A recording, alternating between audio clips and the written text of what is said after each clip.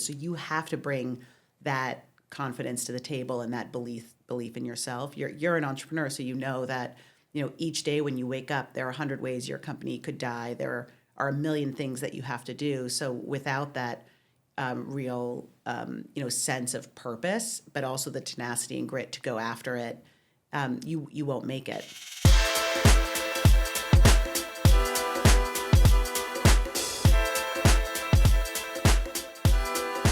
Yeah, so MassChallenge's, we're a global nonprofit. Actually, we're headquartered here in Boston. We've been here for over 16 years, but we have offices across the world today. So we're in Switzerland, UK, Israel, and Dallas, Texas, and we work with about 350 early stage entrepreneurs a year.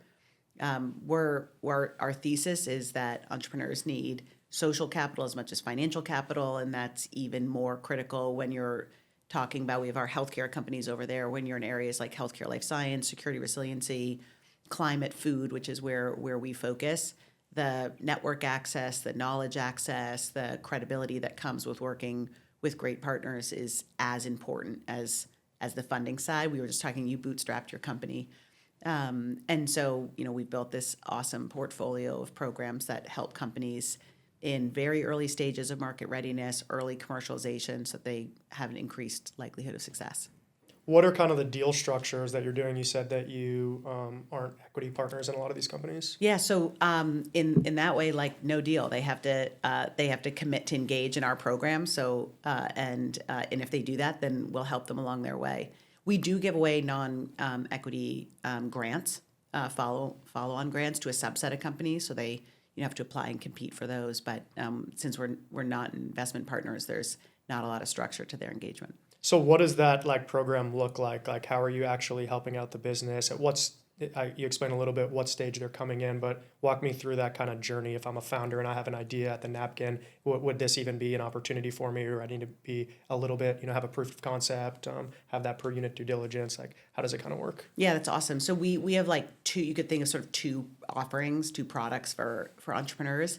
Our early stage program, we call it Traction, is typically companies that are in the sort of pre-seed, seed stage. So a couple of employees.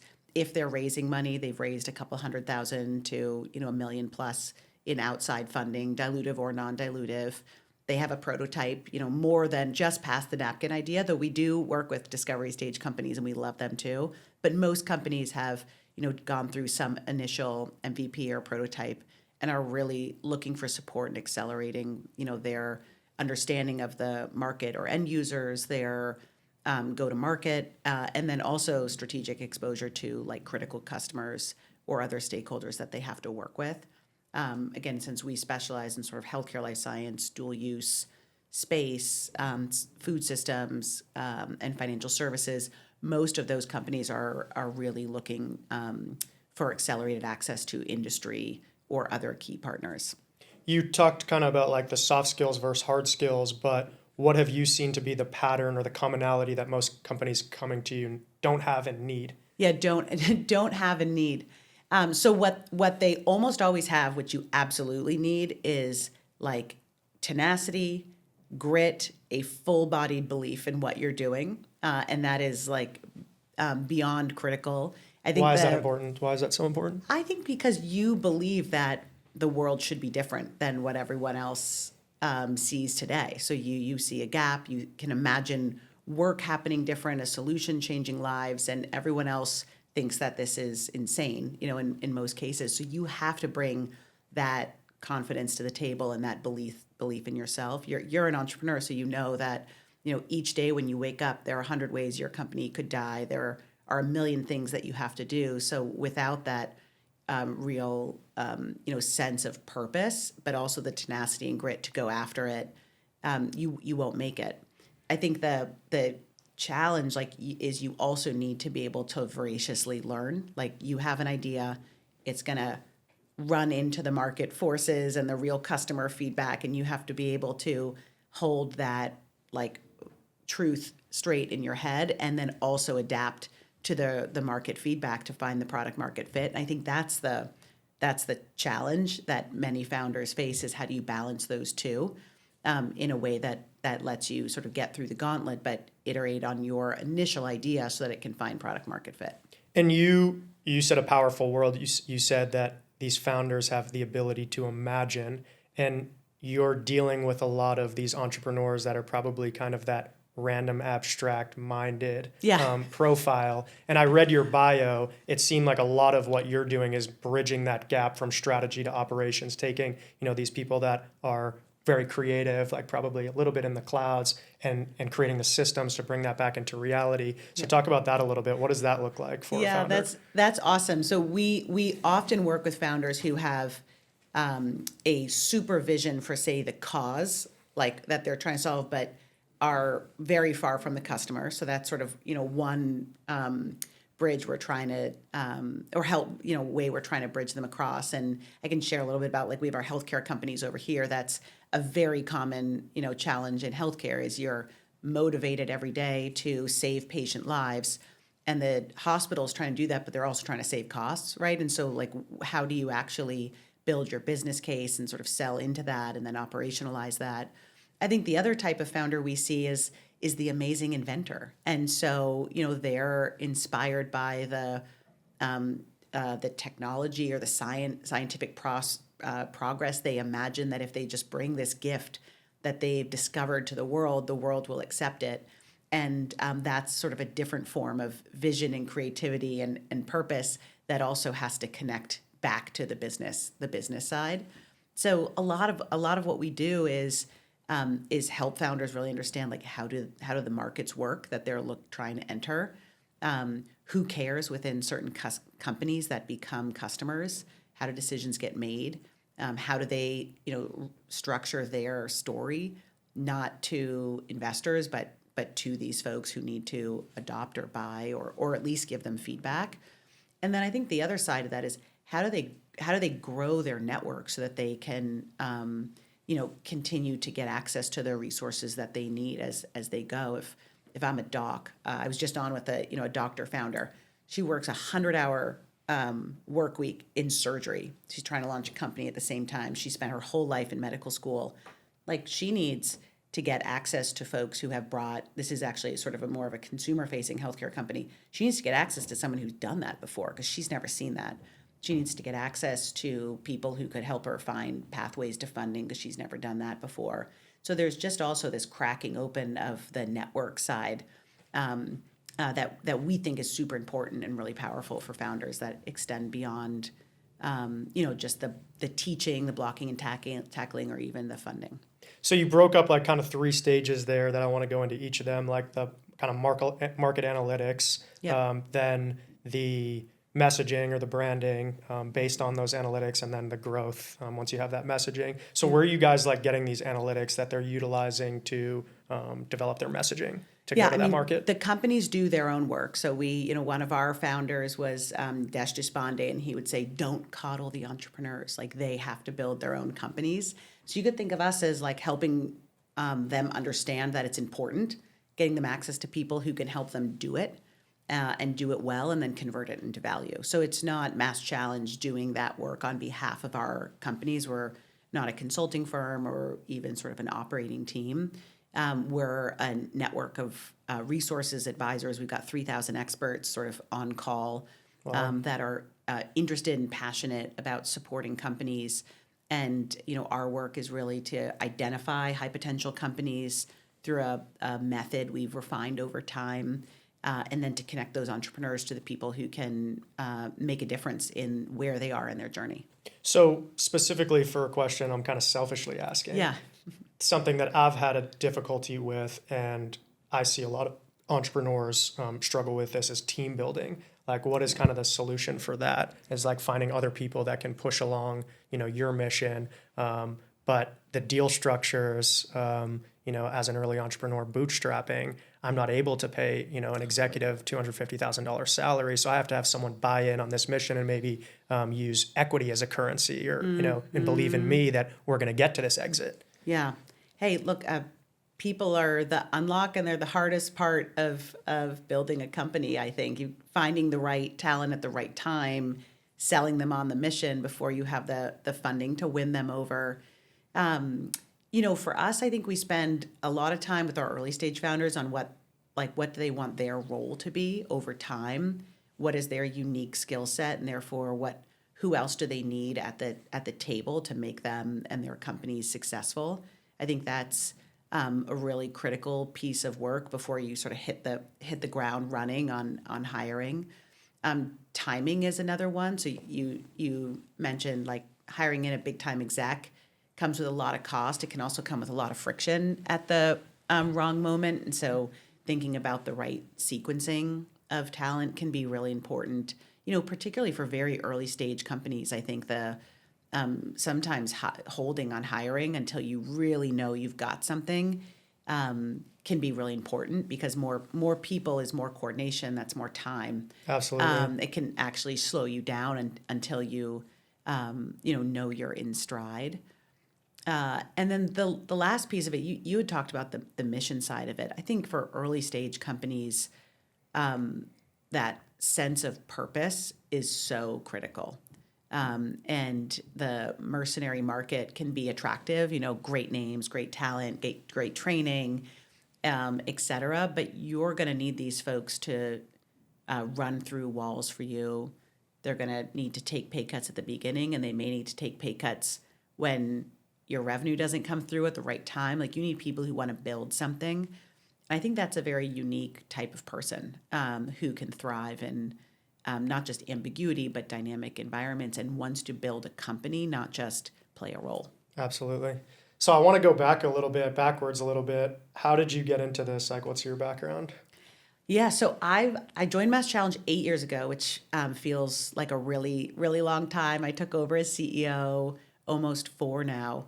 And I spent most of my career sort of in roles that are crossing big companies, small companies, public, private, investment, philanthropic. I'm obsessed with the idea that like business and markets are what drive massive change, and that when you look out into the world, there's still like more we want from everything we've accomplished. If I think specifically to the venture capital startup ecosystem, the start what we see in our companies is this awesome group of companies at the starting line, but when you get to the ending line, like a much narrower set. And that's not just sort of the statistics of venture. It's like those in the hardest areas where adoption is really hard, are still not where we want them to be. And that's what drove me to Mass Challenge. I started in the private sector, consulting sort of in education, data systems, and private equity. I was a public market investor.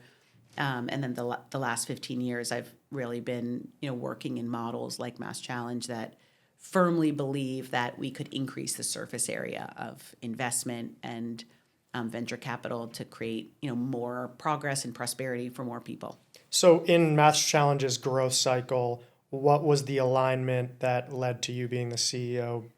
Where was that overlap in your skill set that they were like, that filled that? What was the void that they were trying to fill? Yeah, I mean, you assume I had a skill set that they were adopting. So I joined Mass Challenge at its 10-year birthday when our founder was stepping off. So that was what was really attractive to me. Is there's an amazing platform. It had been a startup itself and sort of grown into its first generation of entity, organization, institution. And it just felt like there was something magical there that could be even more. And so originally joined on our program side, was managing director leading our flagship Boston, and then took over more responsibility over time. And I stepped in. The CEO who had been in place was the COO at the time. Her job had really been to sort of help mature and scale the organization post entrepreneurial leadership. And our founder, John Hawthorne, was like a force to be reckoned with. And she made the decision to step aside post COVID, having led the organization through that, and tapped me in. And I think it was because like I care really deeply about the work that we do. It's awesome that I've been hands-on like in our programs with our companies, so I really understand what we do and what we don't do well and what we could do more. And had a real sense of like where we want to go next. So what are those like attributes right now, the things that you guys are doing super well and the things that you're focused on that you want to improve within the company. Yeah, awesome. Okay, so I think we've built one of the totally best portfolio of programs for early stage entrepreneurs who want to focus on commercialization. So there are a lot of accelerator programs out there that are pretty good around like valuation, fundraising, getting to your seed round. Those are great. Our programs kick ass when you want to think about like how do I actually commercialize in a really hard area. We're really proud of that work.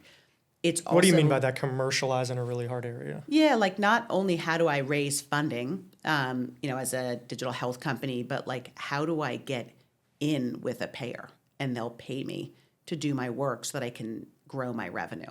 Like So that's smart what, money. the smart money. It's the customer side of the equation. Again, we also work sort of probably in comparison to many of our equity accelerator peers. We're more hard tech, more bio, more, and so in those arenas, like the commercialization piece is a profound question. Like it's not obvious. I'm thinking we have two founders across the way who have replicated a dog's nose. So they can smell cancer. Oh my they can God. do biosensing for chemical weapons. I thought you were using that as a metaphor. No, That's not insane. they could help produce fragrances. So they have this amazing technology with a variety of application areas that could be, very business relevant to, great for humanity. What do they do? What do they do first? How does it work? Who cares? Like that. That's when I say like the commercialize. That's what we're really focused on, to get more of these exceptional inventions or ideas on a pathway to credible, durable businesses that then can be VC backable or private equity backable or self-fundable or what have you. Yeah, and it's awesome that you guys are prioritizing that receivable. There's like a epidemic in the U.S. where everyone just wants to raise money, but they're not focused on doing the sales. When it's like you could bring in that $1 million or whatever you need to raise just by like focusing on your business. Totally. Yeah, I think I'm sure you've become allergic to it. I'm sure like we are. We're what we would say is like venture capital is an amazing instrument. And it's really critical to the startup ecosystem. Obviously, sort of capital is a lifeblood. Our like observation, and sometimes it's a concern, is that it's become the end goal, and Yes.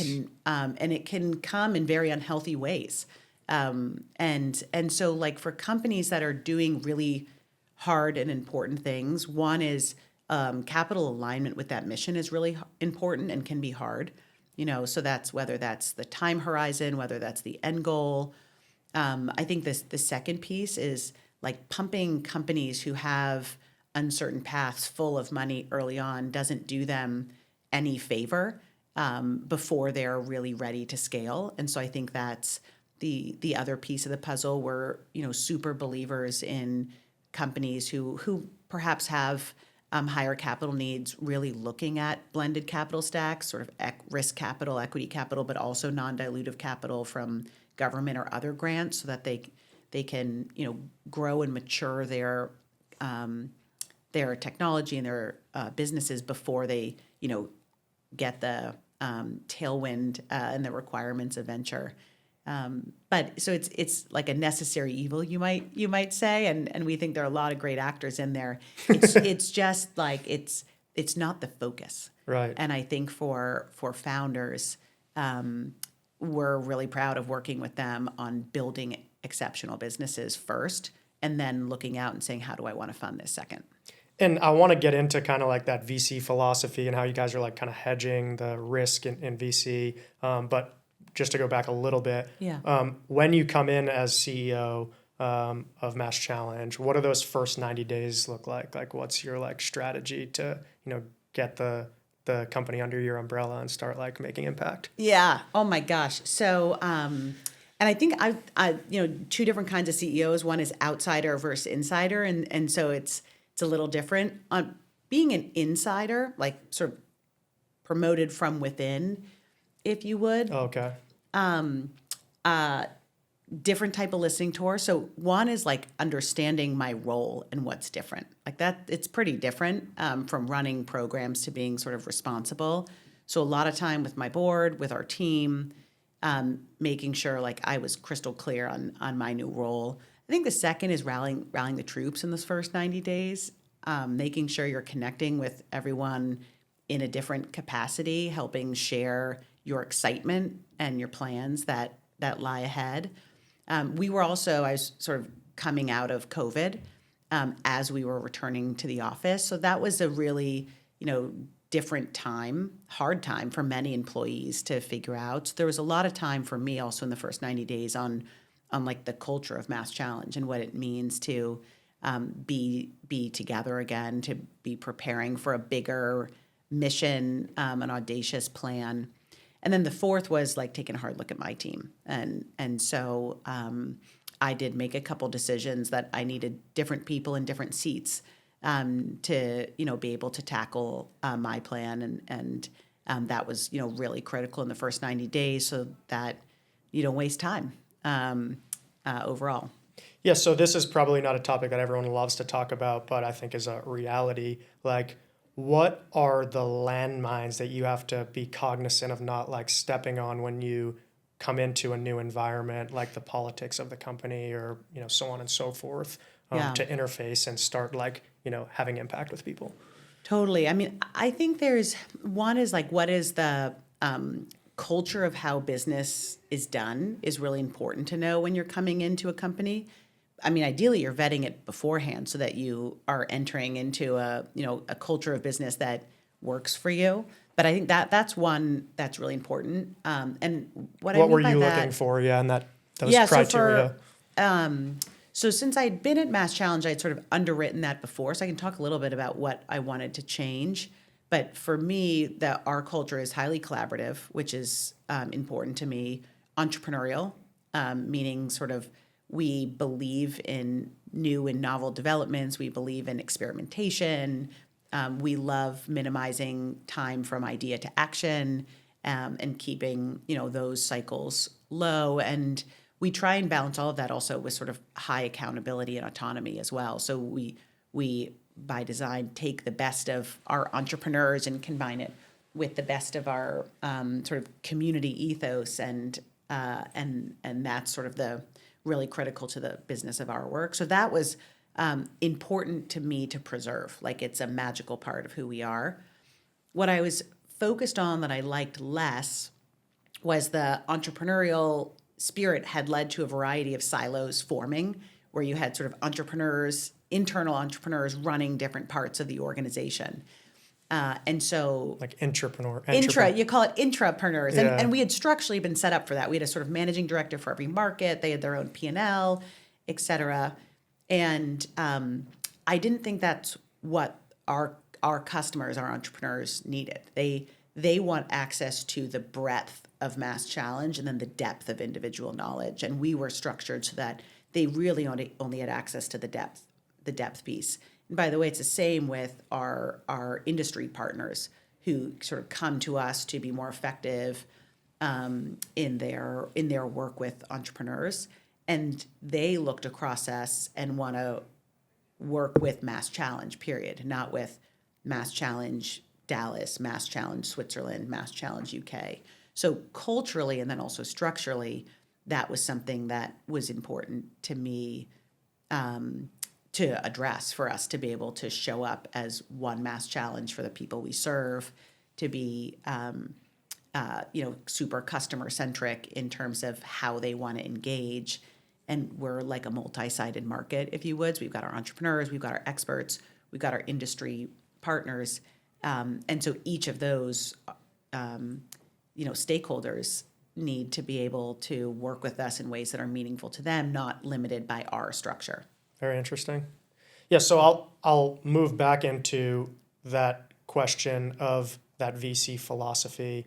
That is obviously a risky environment when you're dealing with early stage companies that aren't as established. How are you guys, what is your investment criteria? And then how are you profiling both, that business and the individual to determine if it's someone that you want to invest time and resources into? Yeah. This is awesome. So, but the neat thing about not being investors, we can take a slightly different approach. And so I'll speak to our approach and then how it is similar or different to the venture capital firms that. And I say venture work capital around because it's us. that early stage. That early stage. Yeah. So, for us, we've said since the early stage, we look for high impact, high potential, which is like fuzzy. What is that?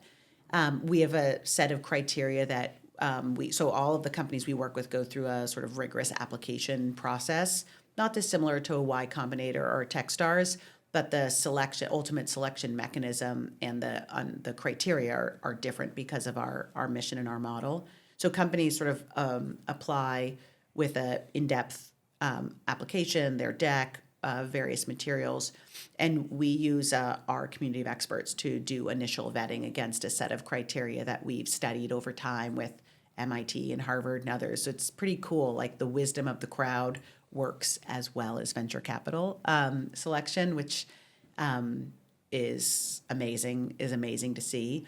And they give us feedback and then ultimately sort of a ranking for each company on criteria like sort of quality of IP, their assessment of the market opportunity, the team, those standard criteria, and then sort of comments directly to us. And we use that data to identify the subset of companies that we'll invite to come interview with us directly. We also, in that process, use third-party experts to give us objective data back, their own assessment. And what we find is their scores, particularly when we have a diverse panel of experts, and by diverse, I mean sort of roles in the world. So if we have a panel of experts that represent sort of large executives, venture capitalists, technical or industry SMEs, et cetera, their scores collectively are pretty highly correlated with long-term outcomes.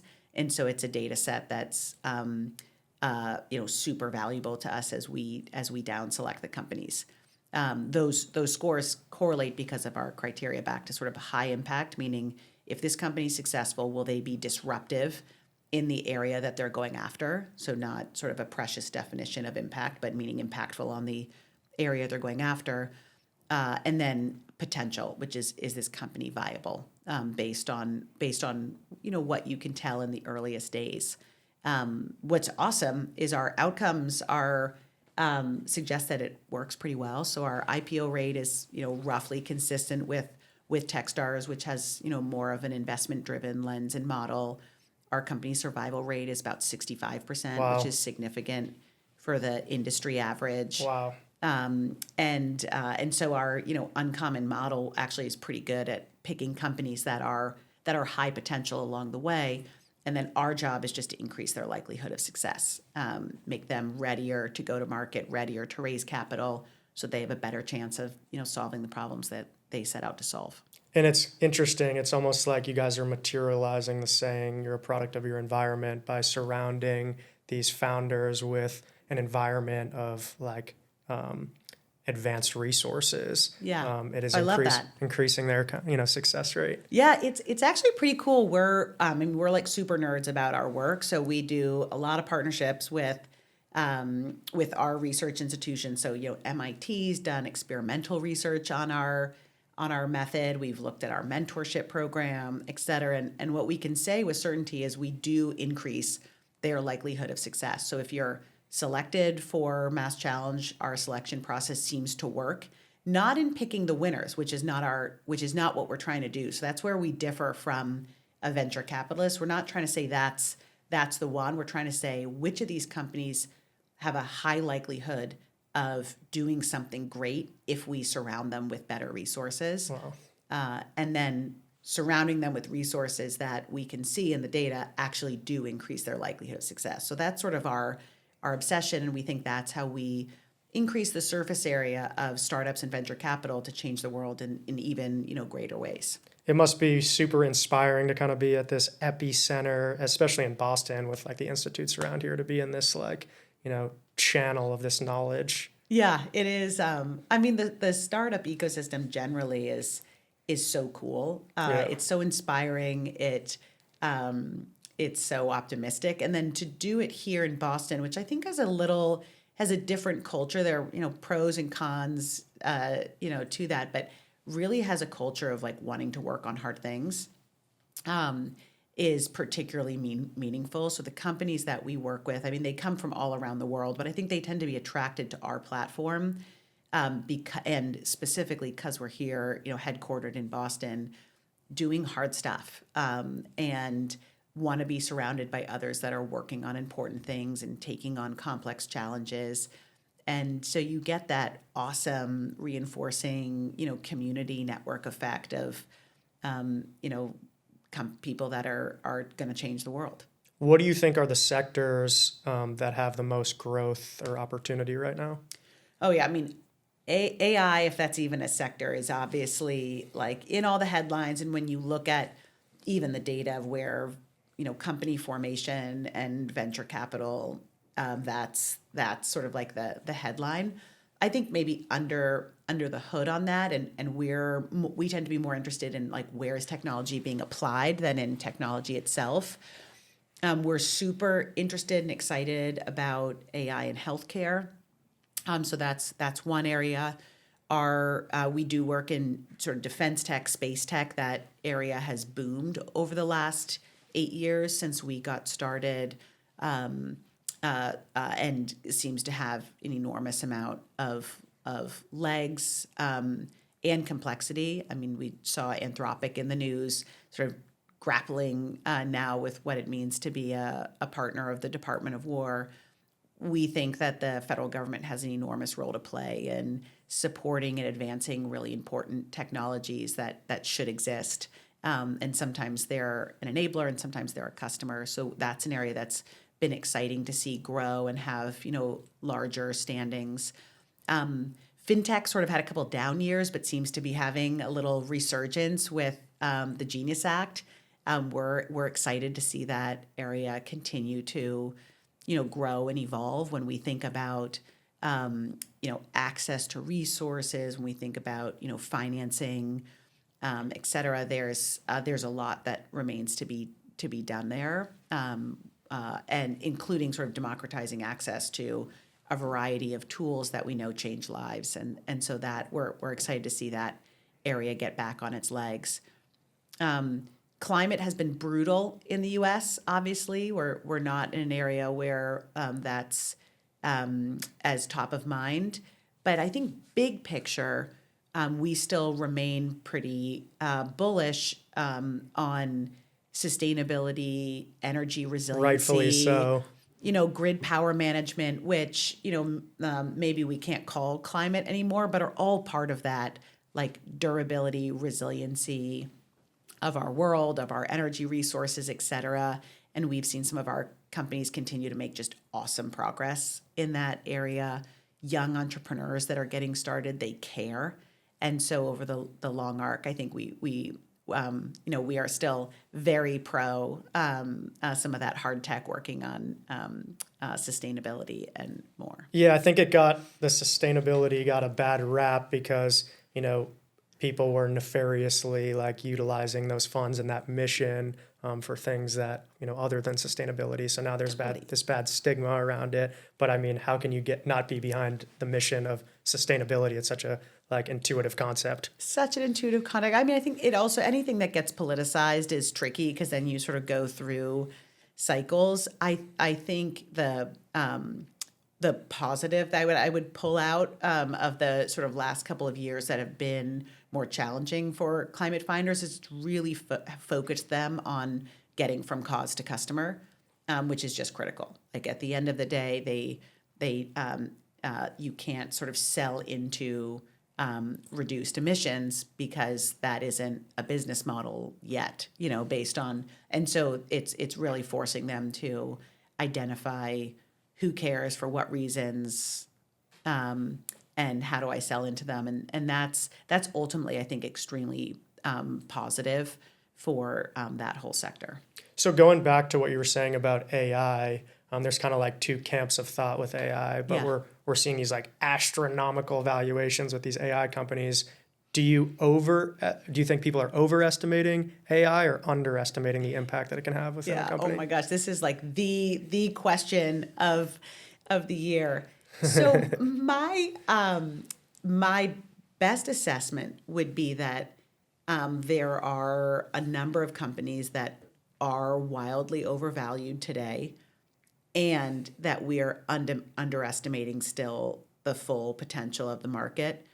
And it's just tough to be in that early company batch that may be overvalued but not able to realize the full market value. But I think certainly what we're seeing, including, I know all of us are sort of actively and every day playing with the new AI tools that are coming out that are disrupting our lives and letting us really get an intuitive sense of the enormity of this transition.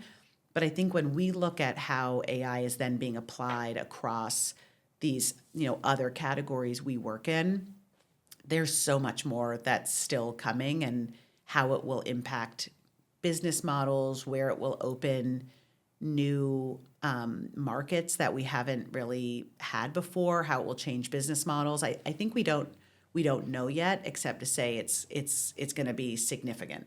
Are you excited or scared at the implementation of AI and the collateral damage that will come with it, if any? Yeah, so I'm definitely in the cautious optimistic camp. You can't not be optimistic at what this technology can unlock when we think about, I don't know, financial underwriting to increase credit access to folks who otherwise didn't have credit access. When you think about early diagnosis that saves lives, like there's scientific discovery is one that's been, really well hyped, I think. So all of those are so positive overall, that I think you have to be optimistic, and we have to stay optimistic and focus on the really positive use cases to will this market into those areas where it can have, the most extraordinary positive impact for humanity.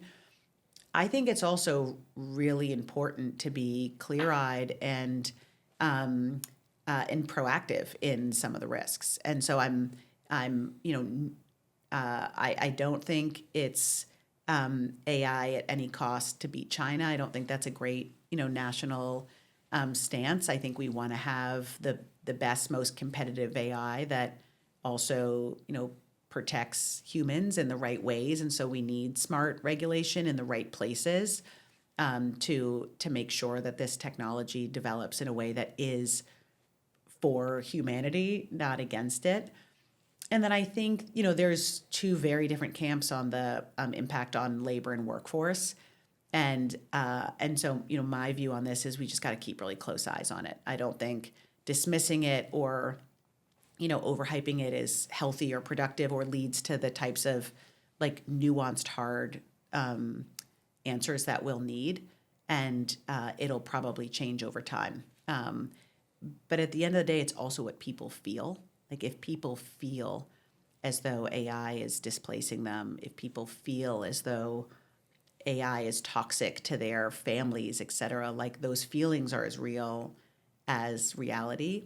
And so from a startup technology ecosystem, from a, national cultural, we want to make sure that we have that balanced view.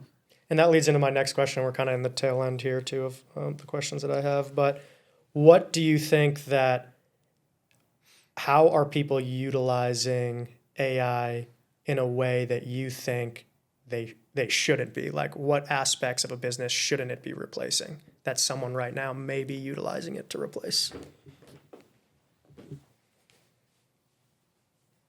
That's a hard question. That's a really hard question.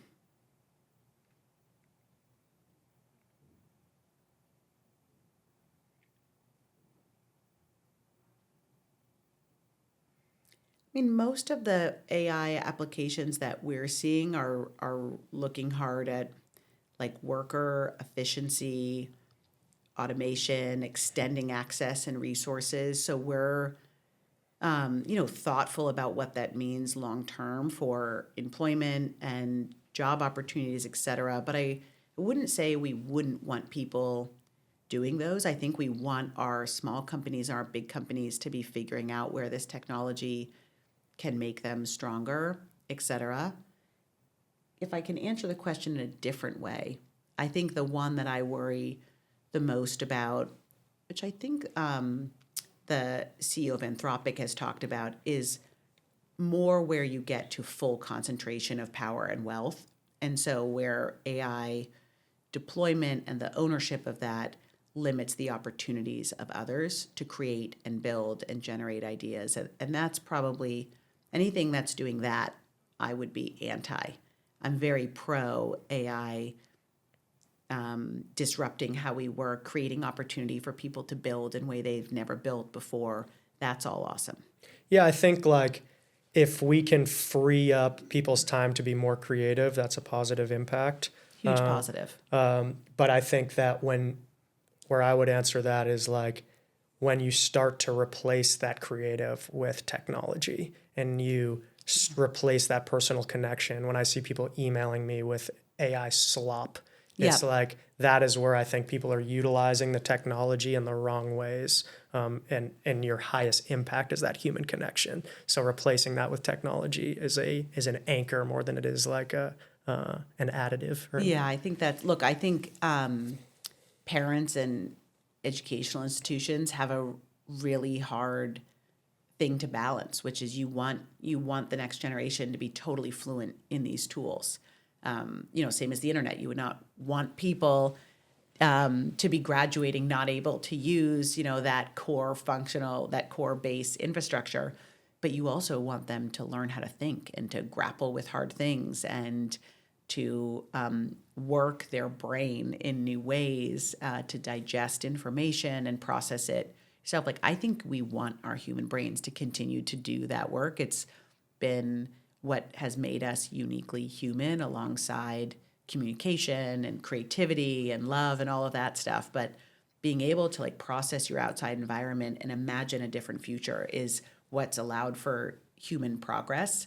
And I don't think we want to give up that skill yet. And so that, keeping that teamed, even as AI becomes so effective and productive at some of that, core brainstorming or idea generation work, I think is really important and is going to be something that employers, I know we're talking employers about the creativity, educators, parents are going to have to think about. Yeah, I think that's what's scary for me is it absolutely can create a handicap. I look at, my own life. My parents talk about this story, how when I was a child and we'd be traveling, as a really young kid, I had a very good sense of direction. I could tell exactly where we were from my car seat. Yeah. But later in life, I got a cell phone. My parents were split up. So I, traveling between them, I got a cell phone and I would utilize my GPS when I would ride my bike around town. And now I have the absolute worst sense of direction. Yeah. And it's like my brain basically was like, okay, I have this outside technology that I don't need to put focus in or attention into this sense of direction anymore. So I'm relying on this machine and now I don't have it anymore. Now maybe that's freed up energy for me to do other things, but it's just like, where does that end? Like, hopefully we don't get to the point where we're no longer able to think on our own because we're relying fully on technology. That's putting a lot of leverage on, technology. Yeah, so I'll give you an alternative example, which is on your creativity part. So I have a 10-year-old son who's got the Mark Rober hack pack. So like, shout out to Mark Rober. He does awesome stuff in this. And so he's built an AI chatbot that for pre-coding kids who can't do the full coding can still hack.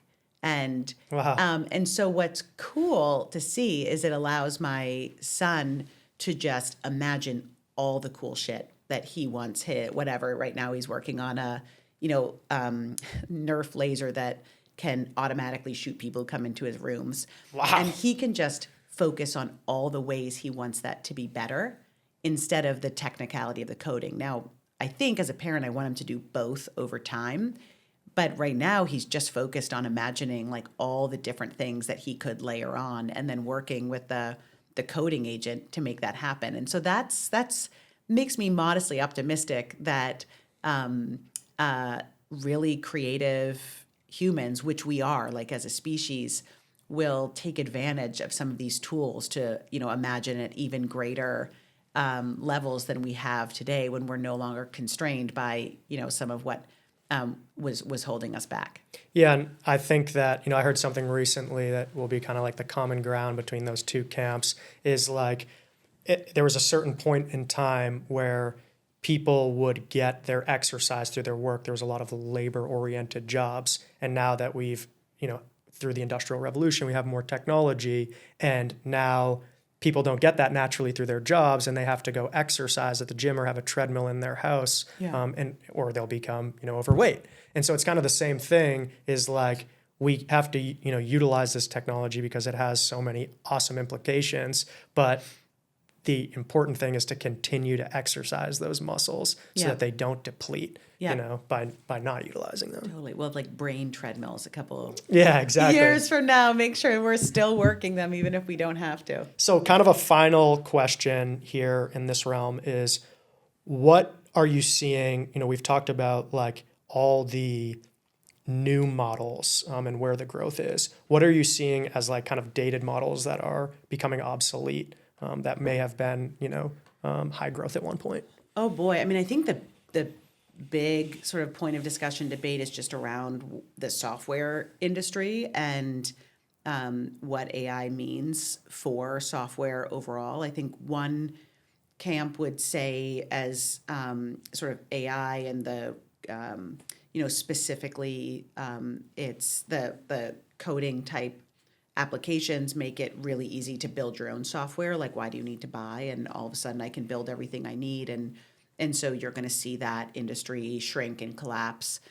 And I think there's others that would say there's real areas where you just don't need to build. Like they have a real specialized view of business processes that would take you a long time to replicate. Like the sort of actual product development piece of it is hard. And so even though you could build it, you won't build it. And so no, we won't see the software market shrink. I think that's probably the one that's going to be most interesting to see play out. Certainly we're hearing, from many founders that, it's a point of worry. There's more pressures. Definitely in some cases, sort of the sales cycle are impacted. I would guess we would at least see pricing pressure on that. And so that will dramatically change those models, which have, basically driven the last 20 years of the venture capital industry since they wrote, software is eating the world. Do you prefer asset heavy or asset light companies? Yeah. So in our mission, we love the companies doing really hard things. And so that many of those are asset heavy, or they're complexity heavy, so that comes with a additional like non-physical cost. So we're just super fans of those types of companies that are working on hard things that have where the playbooks haven't been written, at the same level of depth, where the pathway from idea all the way to full adoption or traction is hard. So that's our preference, and we're not venture capital investors, so we get to go all in on those companies and believe in them every day, because that's the privilege of our mission and our model. Fantastic. So I have two more just fun, quick questions. Okay. Number one is, what is your own definition of success? Oh boy, it's kind of cheesy, but I really want to have a positive impact on the world. That's awesome. This is actually the exact same as mine. Yeah. I always say that. They're like, what does that mean? I'm like, I'm not 100% sure, but like, that's where my needle's pointed. Yeah, I don't know, but in my current role, I get to feel that in two ways, which I feel huge privilege around. One is the companies we work with, we think are awesome for humanity and for the founders and their teams. And so in our own way, I get to change the world by supporting them. And then the huge privilege of leading an organization, but also a small organization where you can really feel your impact every day on the employees and the company, is awesome. And then final question is, what's one thing that you know now that you wish you know when you embarked on this journey? Oh my God. I've learned so much since stepping in as CEO. Hardest transition of my life. I mean, that is the case.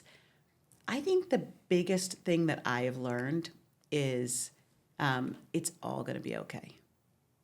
Like when you're leading a company, you see a lot of shit come through. You have to deal with hard employee issues. You have to make hard calls about partners.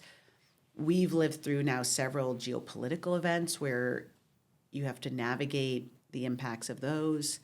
So I think the one thing that I would, say to others is it's going to be okay. Like you'll see this once, you'll see it again, and you'll know that you're going to make it through.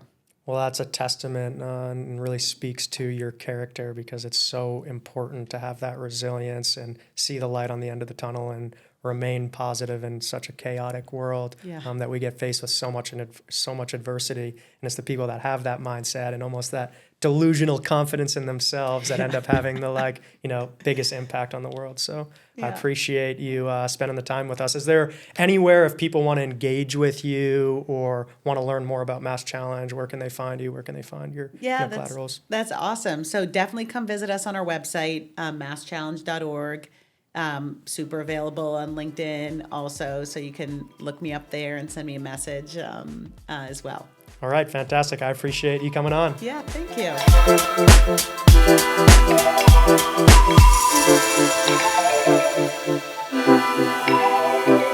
you.